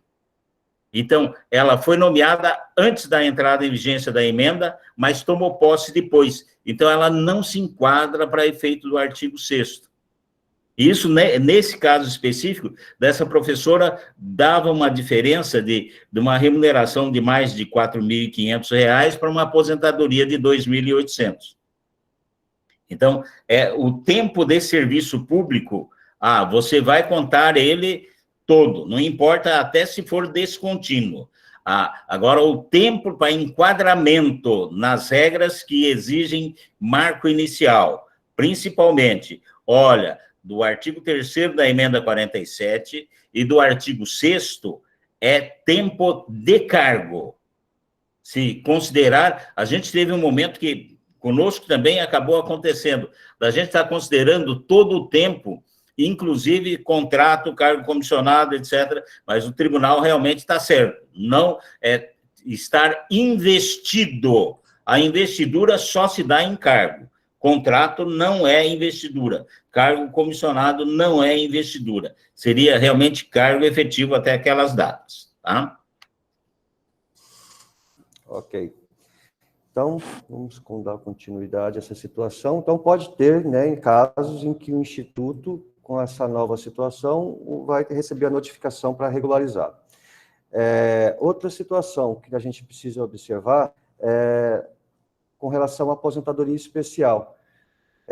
A aposentadoria especial está lá no 2.1.2 do anexo 5. Então, lá tem essa situação da aposentadoria especial, de necessidade do envio do PPP e LTCAT, que são de responsabilidade do ente municipal a sua confecção e encaminhamento para o Instituto de Previdência. Dentro dessa situação do benefício de aposentadoria especial, no anexo 5, quando se verificar a exigência da remessa da documentação, o item 5 traz lá, como documento obrigatório, formulário de informações sobre atividades exercidas em condições especiais nos moldes da legislação vigente. Eu coloquei PPP porque hoje, os moldes da legislação vigente, hoje, o documento que se exige aqui é o PPP. Mas tem situações em que, muitas vezes, o servidor realizou atividade especial, pode ter sido feito isso em outro ente municipal ou dentro de uma atividade privada, e que lá atrás a empresa ou até o próprio ente emitiu um formulário que era vigente àquela época, né? Esse formulário também vai ser colocado aqui. Esse formulário também tem validade. Agora, quando não se tem esse formulário e eu tenho que fazer essa documentação hoje para conceder a aposentadoria especial do servidor, e eu tenho que fazer hoje de acordo com a legislação vigente. E a legislação vigente hoje exige o PPP. Então, esse PPP é feito pela administração pública, tá? O Instituto, quando recebe o benefício de aposentadoria especial, tem que solicitar esse PPP. No item 6 das peças obrigatórias com relação à aposentadoria especial, exige-se o LTCAT, o laudo técnico de condições ambientais, ou os documentos aceitos em sua substituição nos moldes da legislação vigente. Também é no mesmo sentido, né? Aplica-se aqui o documento que era exigido à época. Então, sim, lá em 96 exigia-se um outro laudo que não o LTCAT, mas foi confeccionado dentro da legislação vigente, também vai ser colocado aqui. Isso para reconhecer o período de atividade especial daquela época. Porque se eu tenho hoje uma atividade especial que não está reconhecida, eu preciso fazer o documento que se exige hoje. Eu posso ter, então, um formulário, né, que lá atrás exigia-se um DIRBEM, um formulário específico para atividade especial. É de 98 a 2000, ok. Mas de 2000 a 2021 não tem documento, eu tenho que fazer. Então, qual que é o documento que hoje se exige? O PPP, ok? Então, dentro da aposentadoria especial de peças obrigatórias, de remessas de peças obrigatórias, são documentos que precisam ser encaminhados. Por isso que, muitas vezes, quando o servidor solicita do Instituto Aposentadoria Especial e o Instituto de Previdência solicita do departamento essa documentação e o departamento diz, olha, não temos. O Instituto não tem condições, primeiro, de fazer a análise de forma fundamentada com a documentação exigida. Segundo, porque quando for encaminhar essa documentação, são peças obrigatórias e não tem como encaminhar porque não tem a documentação. E não pode ser criado documentos para substituí-los, porque exige-se a documentação da legislação vigente. Então, eu não tenho um PPP, mas eu vou fazer uma declaração dizendo que é especial. Não pode. Eu não tenho LTCAT, mas eu vou fazer um documento... Não pode, entendeu? Por isso que, muitas vezes, o Instituto tem que negar esse benefício de aposentadoria especial, porque, além de não poder conceder sem a documentação, né, necessária e exigido pela legislação, também não tem como ser encaminhado isso para o Tribunal de Contas. O Leandro Domingues, pois não, Leandro? O microfone. Oi, doutor Alberto, eu Previna. Oi, então, Adriana, tudo bem? Tudo bem? Bom dia. Eu queria saber o seguinte, quando a prefeitura não fornece, não tem uma equipe técnica ainda formada para emitir essa documentação, PPP, LTCAT, o servidor, ele pode contratar por conta uma empresa que faça esse laudo para ele? Tem validade legal isso? Essa pergunta é boa, Adriana, porque isso acontece muito isso no regime geral, tá? Quando nós temos o contribuinte individual. Muitas vezes o dentista, o médico, que trabalha, né, por conta própria e exerce essa atividade especial, esse contribuinte individual acaba contratando esses profissionais para se fazer essa documentação. E isso também traz dificuldade até para esse contribuinte individual junto ao regime geral, porque quando o INSS faz a análise, ele não aceita essa documentação porque é feito de forma unilateral. Isso não se aplica, essa confecção de forma unilateral não se aplica para a administração pública. O empregador que é o responsável para se fazer essa documentação. Então, o servidor não pode fazer a contratação desse profissional para reconhecer isso de forma individualizada. Isso precisa partir do empregador. O empregador tem que fornecer a documentação. Muitas vezes, a prefeitura não tem a equipe técnica, vai ter que contratar. Vai ter que contratar para fazer essa documentação. Muitas vezes não faz a contratação, não tem a equipe técnica e não tem interesse de se fazer. Isso vai trazer consequências para o Instituto de Previdência, infelizmente. Tanto é que, quando isso acontece na via judicial, a gente tem solicitado que seja incluído o município para fazer parte desse processo. Por quê? Porque é de obrigação do ente municipal, do empregador, fazer a confecção desses documentos. Na via judicial, muitas vezes, o Instituto solicita do departamento. O departamento vai com a informação dizendo que não tem a equipe para fazer, não tem previsão para fazer e não tem um documento. O Instituto vai ter que negar, indeferir esse pedido administrativo. O servidor, muitas vezes, busca tutela jurisdicional. Quando isso acontece, e aí vem lá, com relação às partes do processo, vem somente o Instituto no polo passivo, a gente solicita que seja feita a inclusão do município, porque é de sua responsabilidade a confecção desses documentos. O que muitas vezes acontece é de que o juiz que vai analisar essa situação não determina que o município confeccione essa documentação. Ele fala, olha, para suprir isso, eu vou fazer a nomeação de um perito para fazer a pesquisa, né, fazer a perícia em loco dessa atividade do servidor, e isso acaba substituindo esses documentos. Isso sempre acontece na via judicial. O que a gente não pode é conceder sem os documentos. É claro que na via judicial, né, o juiz determinou e a gente tem que cumprir. E isso, para o Tribunal de Contas, fica tranquilo. Tanto é que, dentro da relação da aposentadoria especial, para ver como o próprio Tribunal de Contas já tem isso já. Dentro da relação da remessa dos documentos obrigatórios, lá nos itens tem cópia integral do processo judicial que concedeu a aposentadoria especial. Então, o próprio Tribunal de Contas sabe da dificuldade de se fazer. Entendeu? Natália pergunta se há possibilidade de fazer o PPP. Deixa eu abrir aqui, que acabou sumindo, só um momentinho. Então, o próprio Tribunal de Contas tem essa situação já prevista dentro da sua remessa obrigatória da documentação.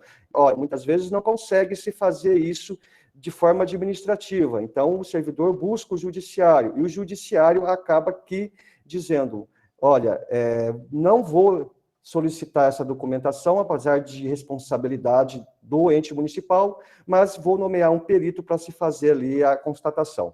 A Natália pergunta, e a possibilidade de fazer PPP extemporâneo?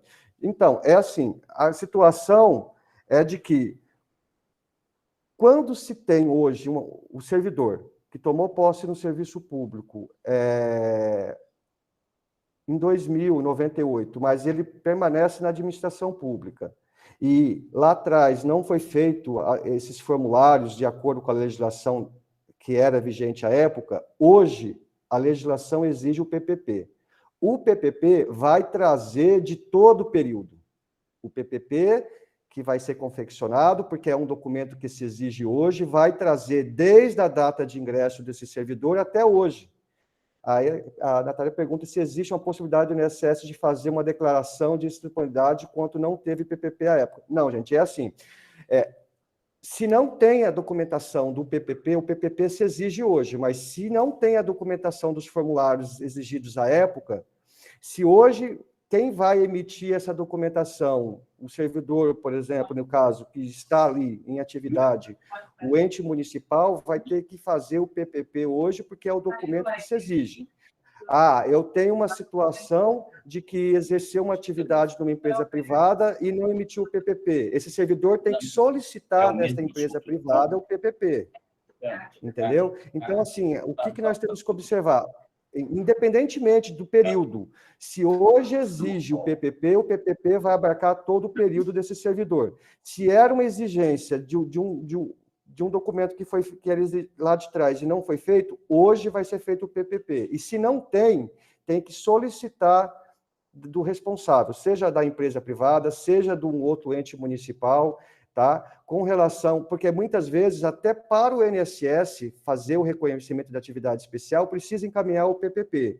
Então, independentemente do período, se não foi feito, hoje o PPP tem que ser feito levando em consideração todo esse tempo, independentemente se foi ou não considerado lá atrás. Esse PPP tem que trazer.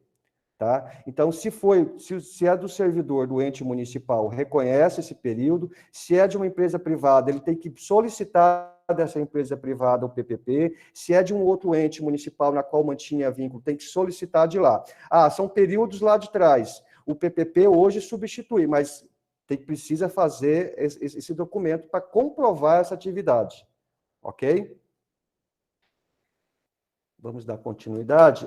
Então, a responsabilidade do Instituto de Previdência. Então, quando da concessão da aposentadoria especial, outro documento que se exige, né, obrigatoriamente para se fazer, dentro da aposentadoria especial, no item 7, é o parecer da perícia médica, em relação aos enquadramentos por exposição a agentes nocivos nos moldes da legislação vigente.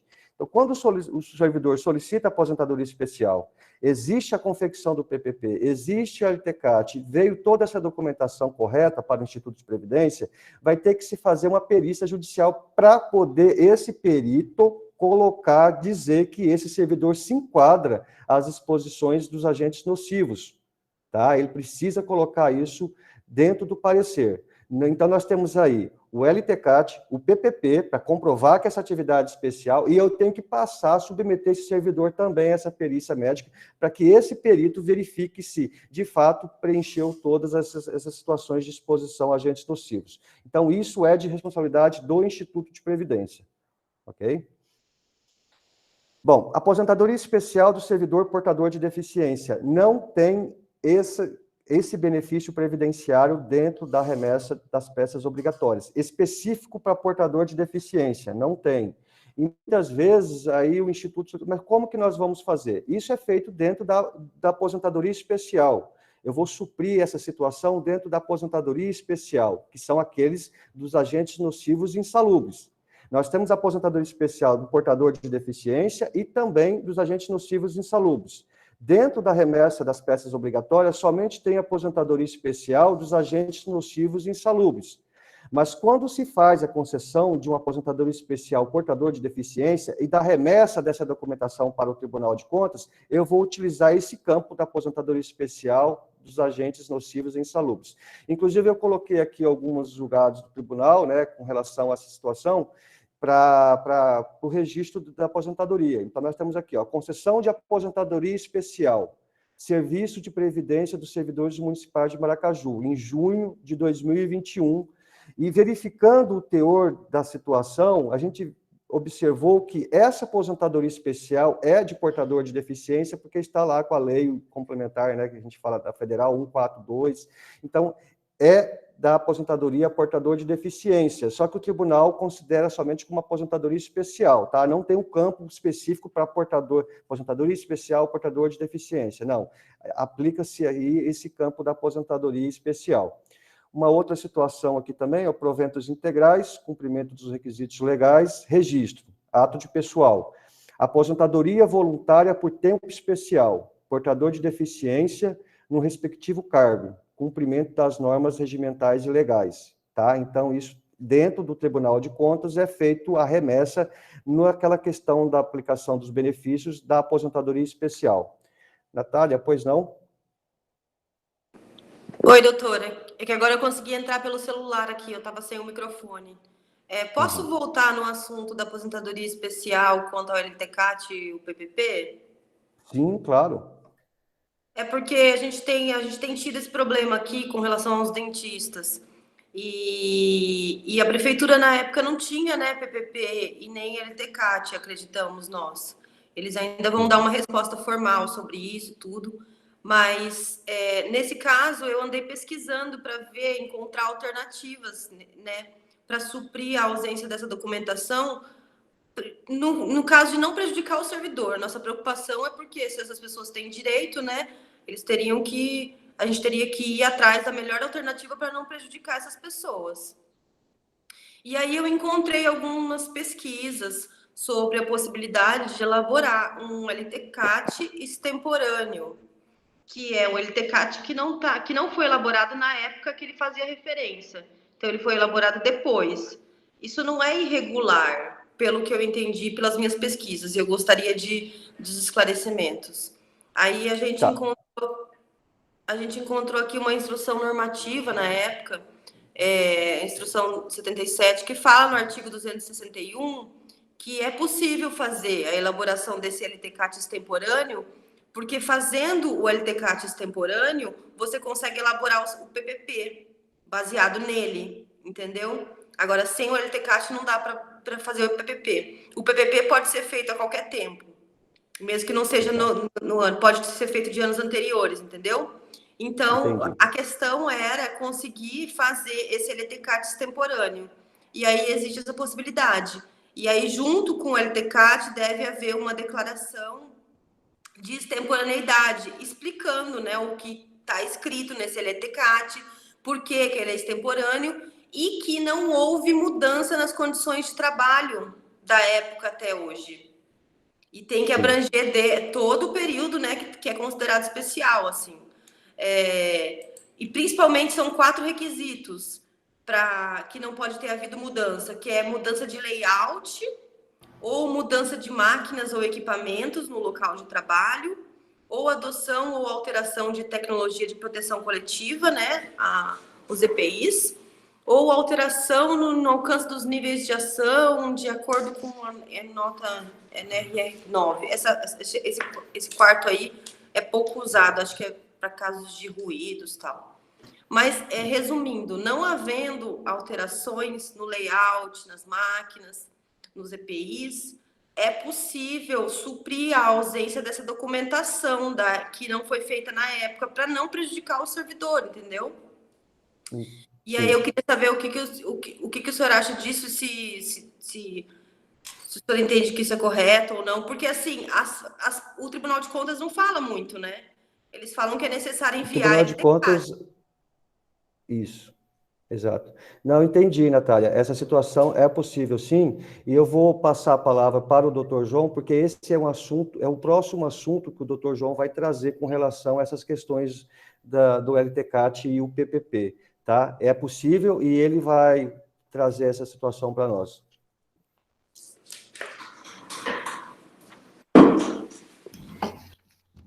Deixa eu ver aqui.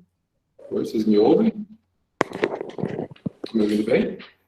Sim, doutor, o som está bom. Tranquilo. Então, Natália, na verdade, você basicamente que já resumiu a situação, né? Ah, tá, perdão. Oi? Na verdade, a Natália meio que já resumiu a situação, né? De fato, o ideal é não haver prejuízo para essa busca de preço do servidor. Então, a IN 77 do Ministério da Previdência, aplicável ao regime geral, que também deve ser observada agora pelos regimes próprios, no que tange à aposentadoria especial, ela autoriza esse tipo de realização de perícia indireta, que é o que se chama de perícia indireta, né? Então, por exemplo, se não havia o LTCAT na época, como você bem disse, é possível que verifique as condições anteriores, destacando a inexistência de alteração dessas condições, né? Porque, por exemplo, se houve alteração no layout, né? Se houve, por exemplo, vamos dizer, numa câmera de raio-x, se foi aplicado algum tipo de equipamento que normalizasse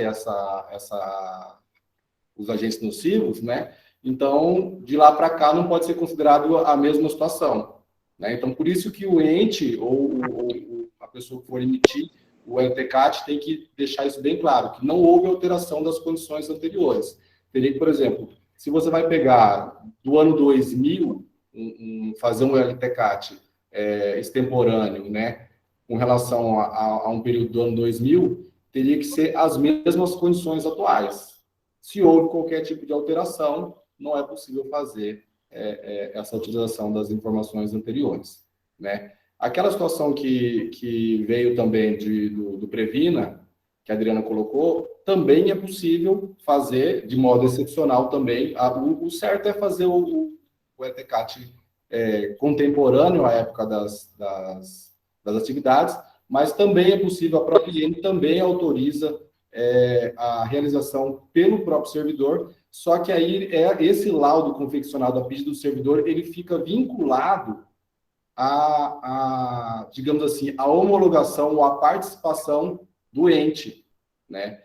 Tem que haver uma autorização, o ente tem que autorizar que esse laudo seja feito a pedido do servidor, e tem que haver também um acompanhamento de um preposto do ente na realização dessa perícia, certo? Porque se não forem observadas essas questões, não é válido esse LTCAT, então ele não serviria para fazer um PPP, ok? Acho que alguém perguntou qual que seria a portaria, é a Instrução Normativa número 77 de 2015. Depois eu vou disponibilizar esse material também. Não sei o artigo 271. Exato. Observar, me deixa fazer uma fala, né, de que, se a gente observa, nós temos a Instrução Normativa número 1, especificamente já para regime próprio, ela é de julho de 2010, que foi primeira, quando começou a discussão no âmbito nosso. E depois você tem um outro normativo que é que é a nota técnica número 2 de 2014, de maio de 2014, que ali na página da Previdência se vai ter, que também já trouxe informações específicas para nós, regimes próprios ali, de que não traz coisas diferentes do que está lá na IN 77, mas orientação bem prática. A situação de que a Natália colocava ali, Natália, imaginemos lá o posto central lá do Locão, aquele posto central, né, nós precisamos vamos fazer uma LTCAT ali do ano 2000. De 2000 para cá, quantas reformas sofreu aquela unidade de saúde ali, né? Aquele conjunto ali. Então, o posto foi reformado N vezes. A gente não tem mais condição o layout não é o mesmo, nem nada, de que, olha, estamos falando de dentista. Olha, naquela época, o dentista usava aquela cumbuquinha lá para poder fazer a massa de restauração usando o ácido, aqueles produtos lá. Ah, não, hoje já há muito tempo recebe tudo isso pronto, já manufaturado, que ele não vai mais trabalhar aquilo, não vai ter mais que inalar aquele ácido que sai de manusear esses produtos. Então, essa situação é que é a grande dificuldade. O posto de saúde já não era um posto de saúde que o dentista ficava ali naquela salinha. Hoje não, tem 3, 4 consultórios. Então, essa mudança de layout deixa realmente complicado. Lá na IN 10 também, João, dá aquela posição que a Adriana tinha colocado, realmente você pode fazer particular, desde que autorizado pela administração e que a administração determine alguém que vá acompanhar a situação. Pode fazer. Eu quero fazer LTCAT, quero fazer o PPP, eu posso contratar. Não tem feito, mas eu assumo o risco. É preciso que a administração autorize e determine alguém para acompanhar o trabalho do profissional que vai fazer, né? Essas são as dificuldades de que, quando chega alguém, eu quero aposentadoria especial. Tudo bem, você pode até ter direito, mas nós precisamos de documentos, né? Para a gente, o nosso trabalho depende de papel que nos chegue à mão. Se essa situação não tiver feita, a gente não tem como trabalhar. A gente recomenda, então, a Instrução Normativa número 1, lá de julho de 2010, está na página da Previdência, né? E a portaria, peraí, e a nota técnica número 2 de 2015, que já é depois da súmula 33 ali, que dá alguns caminhos que a gente vai ter que ir adequando na nossa realidade, né? E aí, doutor, e aí, vamos supor, não tem essa documentação. E aí a pessoa vai ter que ajuizar uma ação. Vai entrar com ação, aí é aquela história, decisão judicial, do jeito que vier, a gente vai ter que cumprir. Não tem... o que a gente não pode é tomar, às vezes, de fazer isso sem amparo. Uhum. Mas depois é possível conseguir, porque a gente vai denunciar a prefeitura, né? Porque eles são os responsáveis por fazer essa documentação. Sim. É possível, se o juiz não aceitar essa denunciação, não a alegação de ilegitimidade não for acolhida, é possível buscar uma responsabilização extrajudicial da prefeitura? Extrajudicial, não, mas judicial eu vejo que pode, sim. Se o juiz não acolher, minha preocupação é essa. Aí, se o juiz não acolher, a gente não tem. Previdenciariamente, a gente vai achar que é bom. Preocupado com o servidor, a gente vai achar que o servidor está no prejuízo. Mas aí a gente não tem o que fazer, né? Porque aqui, por exemplo, essa questão do auxílio-doença, os juízes não estão acolhendo. A gente alega ilegitimidade, fala que agora o auxílio-doença é de responsabilidade da prefeitura, mas o juiz ele não tem conhecimento técnico, ele não sabe como funciona. E aí ele não acolhe. E aí a gente... Se ele não acolhe, vamos ao tribunal. Se o tribunal mantiver a mesma situação, eu acho que é só uma reclamação. Aí tem que fazer uma reclamação de que o juiz está descumprindo a Constituição.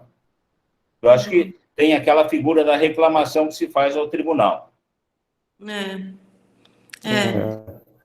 Se aí, na decisão interlocutória, fazer o agravo e provavelmente o tribunal vai reformar, porque outros municípios estão reconhecendo a legitimidade do Instituto para auxílio-doença. Não está concedendo, não. Tá? Muitas vezes o servidor acaba acumulando, né, o auxílio-doença com a aposentadoria por incapacidade, então acaba mantendo o Instituto.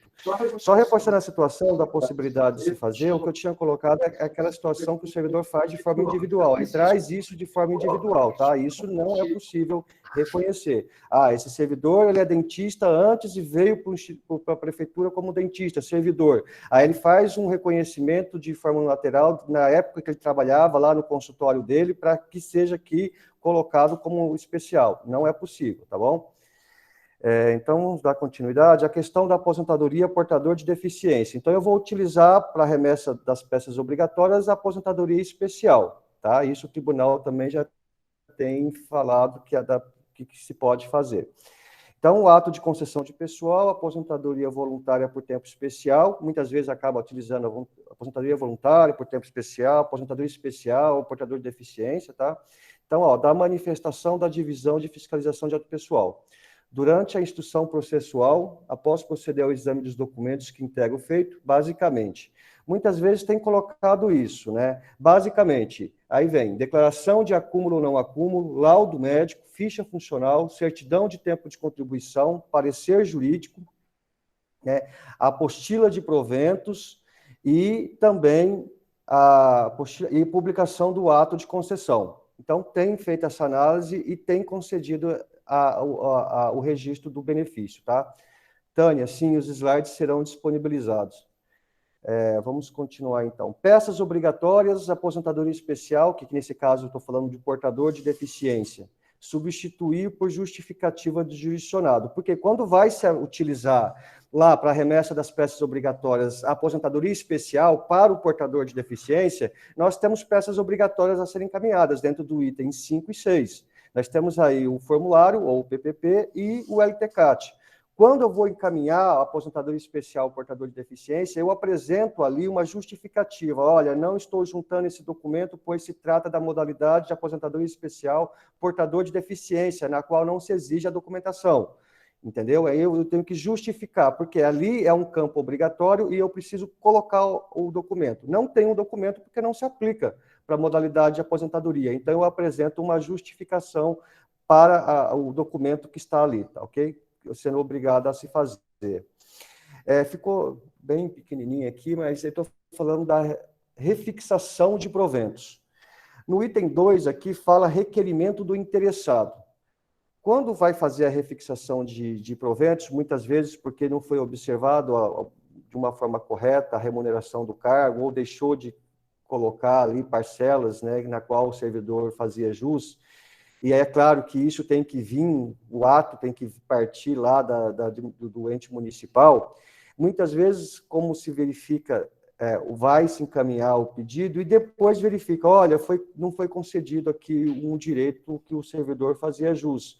Então, quando não se faz por requerimento do interessado, mas sim de ex officio da administração pública, que verificou essa irregularidade da remuneração, ali vai ser substituído esse documento, tá? Coloca-se, então, ali, em vez do requerimento, justificando, olha, não tem um requerimento porque foi observado ex officio que a remuneração, a fixação dos proventos não observou um direito que esse servidor tinha quanto em atividade, e aí faz a refixação dos proventos. Tá? E isso precisa ser observado porque também tem que ser dentro do prazo de 35 dias úteis após a publicação da refixação dos proventos.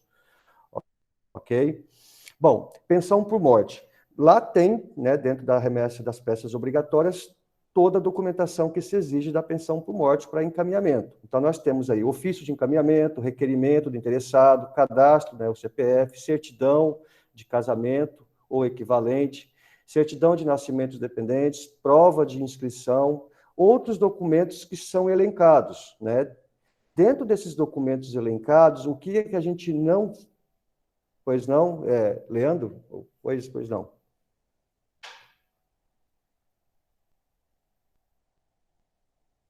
O microfone, Adriana. Doutor, desculpe interromper novamente. Porque, assim, quando nós tivemos refixação de proventos no passado, há algum tempo atrás, ainda não existia essa remessa digital. E essa semana eu remeti, né, ao Tribunal de Contas uma refixação de proventos, né, e eu fiquei muito em dúvida ao item 9, que é aquela declaração de autuação, cadê? Ah lá. Declaração informando o número de autuação. Isso. Só que esse número, o processo foi autuado, mas eu não encontrei esse número. Aí eu mandei todas as informações possíveis que eu tinha a respeito do processo, né? E enviei. Não sei o que vai dar. O que seria esse item 9? Pois essa declaração na verdade, o próprio judicionado que vai encaminhar essa declaração informando o número do processo que foi feito a autuação do benefício. Então, ele vai dizer para o Tribunal de Contas, através de uma declaração, dizendo, olha, esse processo deu origem, a refixação dos proventos é de origem ao processo número tal, que foi autuado na data tal, que foi encaminhado na data tal.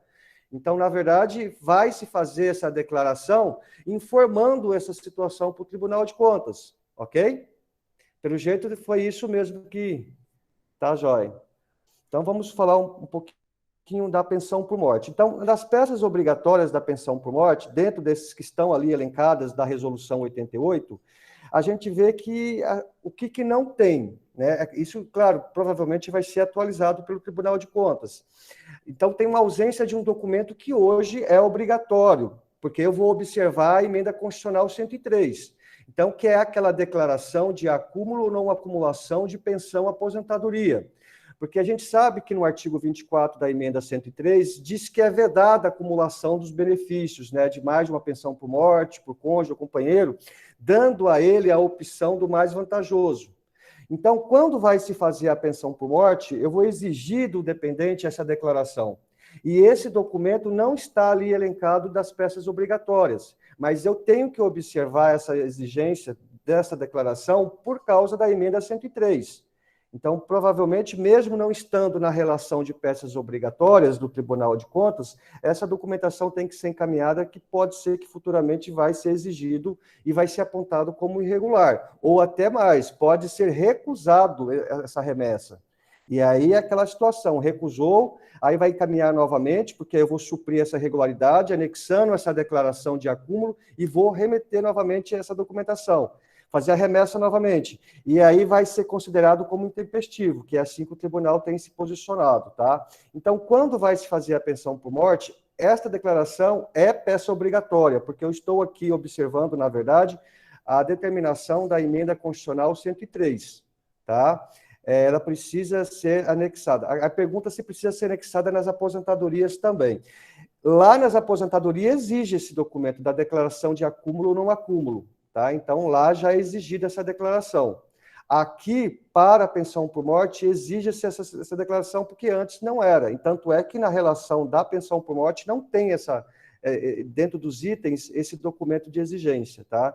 Nas aposentadorias tem essa exigência da declaração. Então, hoje, precisa ser juntado em todos os benefícios, tá? Seja nas aposentadorias, como agora também na pensão. Apesar da pensão não estar de forma clara essa exigência da documentação, mas a gente tem que observar o que determina o artigo 24 da emenda 103, e quando vem a pensão para análise, para parecer jurídico, a gente tem solicitado do Instituto essa declaração, ok? Bom, então, pensão por morte, com o advento da 103, os requerentes de benefício previdenciário devem realizar a declaração de acúmulo ou não acúmulo junto aos órgãos concedentes, ok? Bom, da minha parte é isso, quero agradecer a todos pela atenção, deixo aberto aqui para dúvidas com relação à minha fala. O doutor João vai falar um pouco mais com relação à aposentadoria especial, que a doutora Natália também trouxe a situação do LTCAT e PPP, e então agradeço a todos, e se alguém tiver uma dúvida, estamos aí para supri-las, tá bom? Muito obrigado.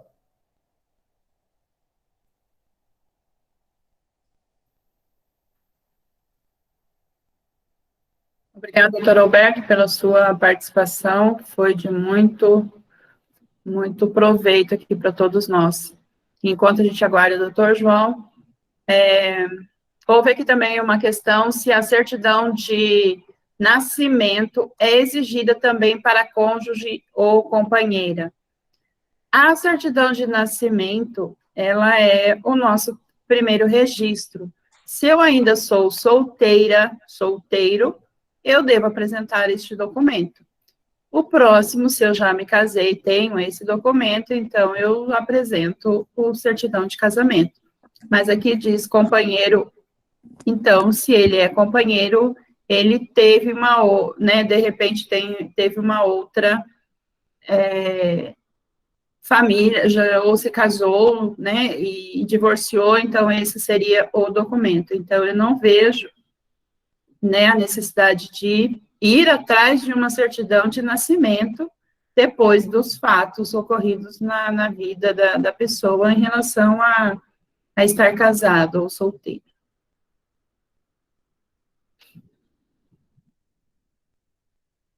Doutor João? Ele está com um problema de conexão lá.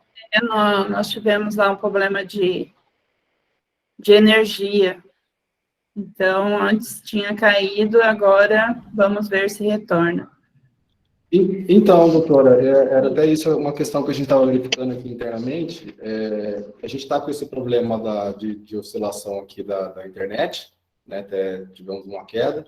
E também a gente está verificando aqui a hora, né? O horário, não sei como é que tudo.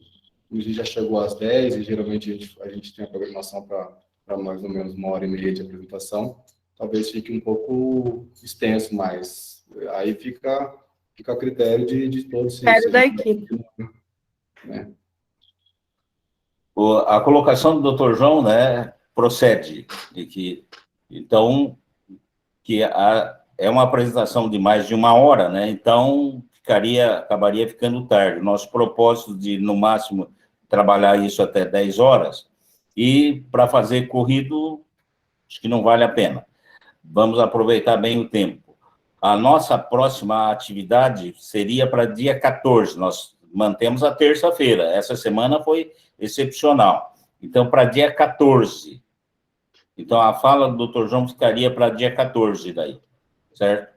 Se alguém quiser mandar alguma solicitação, já mandar alguma coisa, pode nos mandar, e a gente vai ficar, então, a apresentação específica do Dr. João para dia 14. Já ficamos com esse assunto combinado, tá bom? Dessa apresentação de hoje, como vocês já observaram aí, vai estar disponível na internet logo nos próximos dias. Vai estar disponível na internet nesse endereço que aparece aí. A gente gostaria de agradecer a todos, né? Aproveitem o feriadão, né? Tomem bastante água, com esse tempo seco aí, e dê um jeito de... O que foi? O que foi que tá... É alguém fazendo negativo aí? O que foi? Não tá sem som? Doutor, nós não teremos feriado porque nós tivemos lockdown. Ah, mas então tá bom. Pelo menos alguém vai trabalhar que nem eu, pô. Não sou só eu. Já me conforta, não sou só eu. Porque a doutora Regina não dá férias, não, me dá folga. Eu estou de abono de permanência e estou trabalhando, ó, o tempo todo. Esse povo não me deixa pescar, né? E diz que agora eu podia aprender a pescar, mas não me deixam fazer isso, não. Mas... E antes que o pessoal já está saindo, eu quero lembrar de que, para o dia 14, não há necessidade de fazer as inscrições. Eu vou mandar novamente o link para todos que estão hoje na sala, né, que fizeram suas inscrições e estão, e os que também não entraram, sem a necessidade de inscrição. Mas vocês podem convidar outras pessoas para fazer a inscrição naquele mesmo sistema que a gente já disponibilizou agora, correto? Então, no dia anterior, eu posso dar um lembrete para vocês, somente para ficarem atentos, mas já coloquem na agenda, porque este assunto é de extrema importância e tem muitas dúvidas no ar, tanto é que, na hora de montar a palestra, a gente ficou, será que o tempo do doutor Alberto é pouco, é muito? Então, mas isso depende do momento, depende das interferências, né, das colocações necessárias. Então, foi de muito proveito essa primeira fala, e nós não queremos prejudicar, né, nem o conteúdo, nem o doutor que preparou para apresentar, né, e sobre todos nós que estamos com sede desse assunto também. Correto? Gente, então, desejar a vocês um bom feriado, curtam o feriado, aqueles que podem descansar, descansem, aqueles que podem estudar, estudem, né?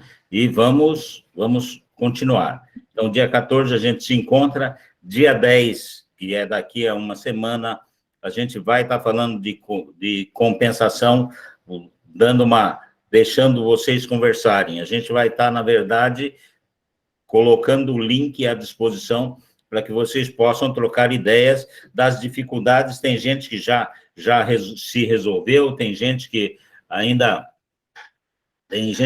está com problema, mas vai dar para trocar ideias, né, nesse encontro da semana que vem, tá bom? Então, às 8h da manhã também, a gente vai chamá-los para poder fazer esse trabalho, tá bom? Muito obrigado a todos.